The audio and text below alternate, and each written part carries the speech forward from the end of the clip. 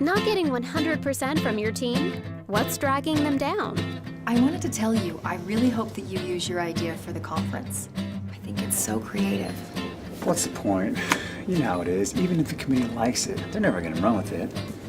Change around here, it's a losing battle. Hey Laura, I still don't have the data that you promised.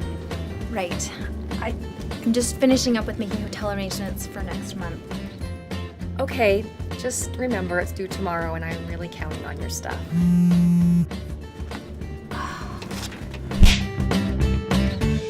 So, client's coming in the morning to hear your pitch.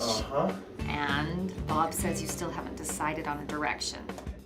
No, I have not. I am stuck. Does Bob know what the client wants?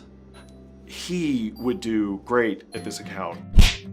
Let's face it, you have a great team, but you don't always get great results.